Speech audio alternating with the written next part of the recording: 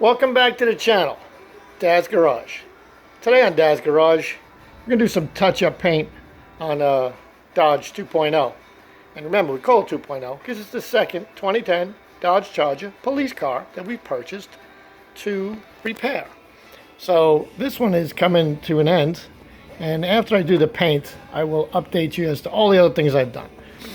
Up front, we had a lot of chips, so we sanded them down so they kind of blended in with the bumper, not just chipped, they kind of faded into the bumper, especially the corner of the headlights.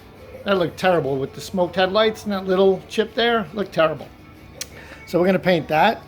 We've sanded it, we've cleaned it with mineral spirits, and now we're going to prime it, and then we're going to wet sand it, and then we're going to paint it with the base coat, and then we're going to paint it with a clear coat. So we're going to do the bumper, we're going to do the fender holes, which have just been filled with body filler and sanded down and cleaned. We have one on each fender with strobe lights there, and we have two on the roof. This is for the light bar. The power to the light bar was there, and that one was a big scar and a GPS unit, which I pulled out yesterday.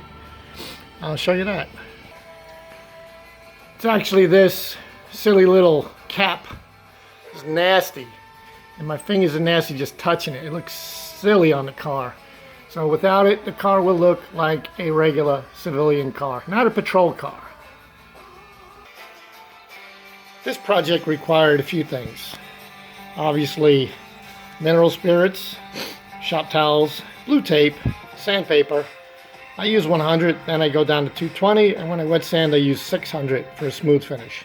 Body filler kit, which comes with the hardener. Don't use too much hardener because it hards too quick. Keep it light. Primer, base coat, and clear coat. Let's get to work. I'm going to start low just so I can see how this paint can sprays. Shake it for 2 minutes before you use any paint can. Let's see. Oh, that's nice. So I don't need to do the whole bumper. I just need to prime the areas that are black. This way I'm not wet sanding the whole bumper. Light coats. We'll come back in, give it a second.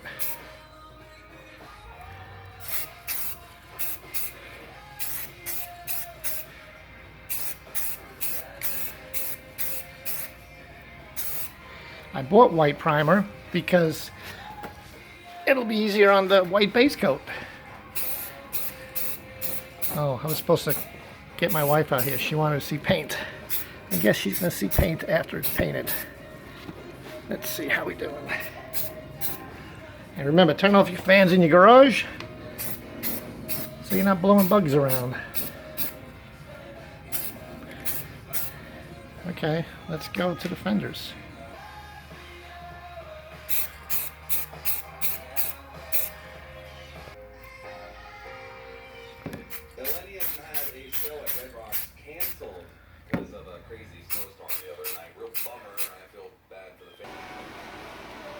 Okay, that was the first coat of primer. We're going to give it one more coat of primer, then we're going to go to base coat. Okay, that's 2 coats of primer. We'll let that dry, and then we're going to wet sand that.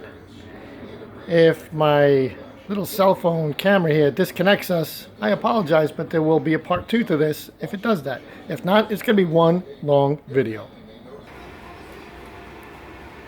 Okay, it's still drying. This is going to take some time. I hope I don't get cut off. Dry, dry, dry. I need the dry gods to help me dry this car. Okay, she's dry. I opened up the, I widened the opening on the bumper so that we could blend in and not have such a distinct line right in the middle of the bumper. So let me get ready to wet sand. Okay, wet sanding has helped soften that line from the primer. So once I lay the base coat, that'll disappear. So let me continue wet sanding. I can't wet sand and hold the foam, sorry. So I'll just show you when I'm done wet sanding. Okay, the bumper has been wet sanded and wiped down. I'm going to run some mineral spirits over it just to make sure there's no grease on it for my greasy hands. And the roof has been dry sanded because I didn't want water pouring all over the car. So let's clean up with some mineral spirits and start the base coat.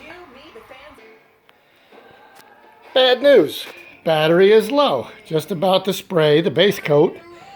Everything's cleaned. Wax removed. Grease removed. Ready to go. Battery low. Gonna put it on the charger. And I will check back with you in a day or so. Wish me luck, folks. Have a good night.